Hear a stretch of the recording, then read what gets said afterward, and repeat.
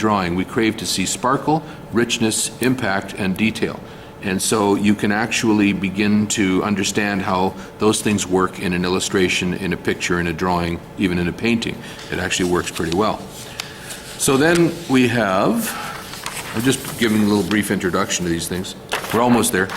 Then we have perspective, and actually geometrics. I kind of just have the word perspective there. But we would like to know how to handle three-dimensional objects. Now, there's one way is by using Paralines.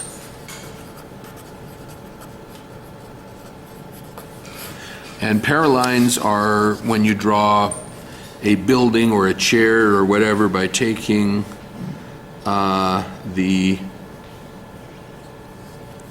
essentially you can have true verticals, you can have lines at one angle or the other, like this.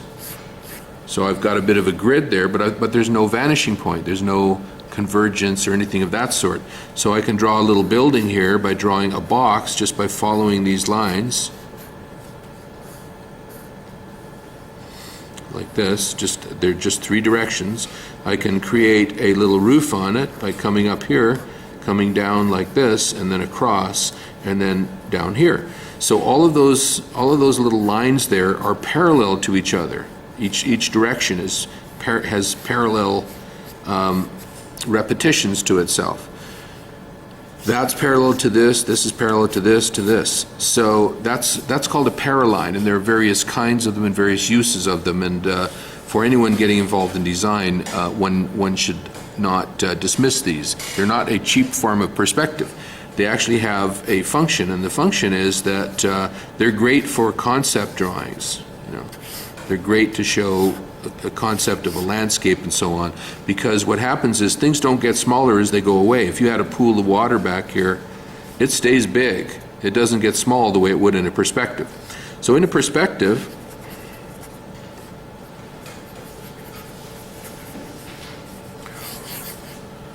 we would do something like create a horizon, create a vanishing point, and we could do the typical thing where you're kind of looking down a street like this, and we can create some buildings. I can do a bunch of verticals here and do a sidewalk coming along, turning the corner maybe, that sort of a thing, and have buildings of varying heights along the way here up to the corner, and I can set them back. I can stop here, go back a little bit, put another chunk of building up there and have it come down so it kind of juts out here, and then I can do some awnings and the typical kind of a street scene.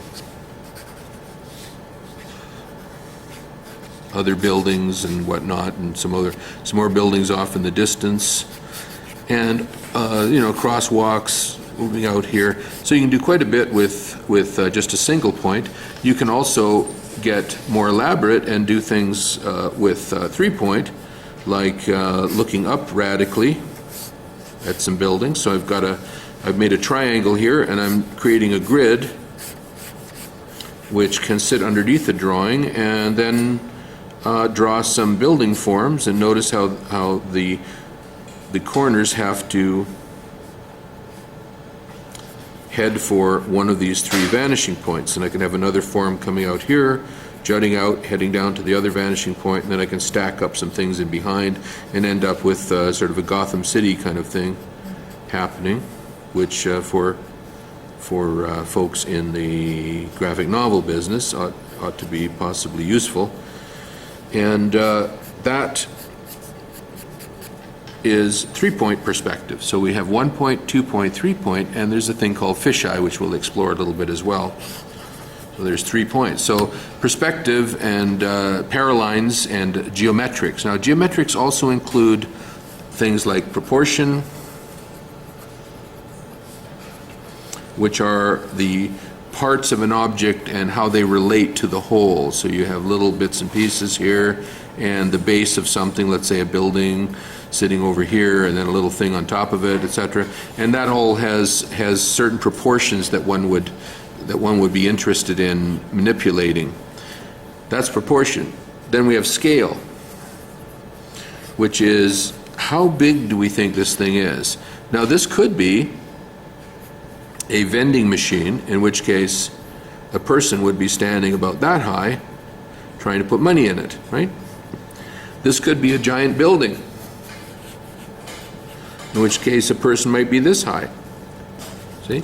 So putting things that you know the size of near objects can change your idea of scale very, very quickly. And some things have good scale and some things have bad scale. Bad scale is when you have little tiny people and suddenly this big, enormous building in one big slab. That's not favored. But when you mitigate the scale by putting in street trees, which is, to some degree what they're there for, and lower portions of the building up to the higher portions, and your people might be very small down here, but they have something to relate to before you hit the big building, you see? And so manipulating ideas of scale and proportion are very inherent in architecture, and they're a part of the geometrics of things. So the last thing that I'll just mention briefly here is composition.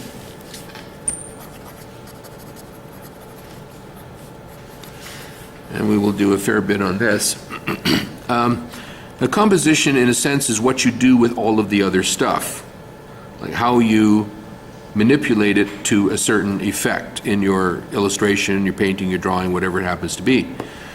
So there are ways of thinking about composition. A part of it has to do with the proportionate placement of things in an area within a painting. Another part of it has to do with how you direct the eye of the viewer around the painting or illustration. What's the viewer's eye experiencing as it looks into a picture? So you could have a picture of a person, like a portrait. So then the interesting thing is, where are you going to put the head within that picture? Because that's obviously going to be a focal point. So where you don't want to put it is in the dead center. You don't want to put it at the corners, and you don't want to put it at the edges. You don't really want to put it an equidistance from any of the edges as well. So you might drop it down here, you might put it up here a little bit higher and lift the shoulders and so forth. So you might have a portrait that's situated something like that. So what you're thinking about is you're avoiding the problem areas. And why are they problems? Because in a blank sheet of paper, there are more powerful places than others. And I'll tell you what they are. Because they have names. That's why they're more powerful. Corners. So you got nothing on a sheet of paper. You've already got names for parts of it. Corners. You've got the center. You've got edges. Those are already powerful locations. They're so powerful we created a word to describe them. They're visually powerful. So what? So focal points are things that we are compelled to look at. You could be in a warehouse, and if one other person comes into that warehouse, you're suddenly aware of that person. You can't help it. You are hardwired that way. So we're interested in pictures, we're interested in people. So if you put people in a picture, your eye is going to zap over to those people. No matter how beautiful everything else is in that picture, you're going to look at those people. You're going to look at faces, people, hands, anything to do with humans. You're going to look at them. You're also going to look at things that have meaning, like signage. Or you got a bunch of chairs and suddenly there's a high chair, there's a baby chair. It has more associative meanings, so it becomes a focal point. You have to look there. You're going to look at areas of high contrast. So you will have your lightest lights and darkest darks near each other. Your eye's going to shoot to that spot. So there are a whole bunch of things like that we're hardwired to look at in a picture. And so what do you do with them? Well, you first of all, you don't put them in these locations. See, because if you put a thing that we have to look at, that we're compelled to look at, like a person's face or a hand, if you put anything like that in the corners, at the edges, or the center, you create a very compulsive image. because it's hypnotic. It's annoying, it's irritating, because you're adding the power of that location to the power of the focal point, and it creates an unsettling effect in the viewer. Now, it might be that that's exactly what you want to do, create an unsettling effect in the viewer, because that way you win valuable prizes and get money from the Canada Council, But if you want to actually just do a drawing that you feel good about, you might just be aware of the power of those locations. So you either use them or you avoid them. So there are a number of things that have to do with composition that can be talked about and that we can see in examples and so forth. So we'll be looking at those by and by. So I think I've kind of done a little general description of all of these items now. So we have gesture, contour, mass, space, modeling, silhouette, figure ground, tonality, perspective, and composition, and we will look at them all individually and become good at them.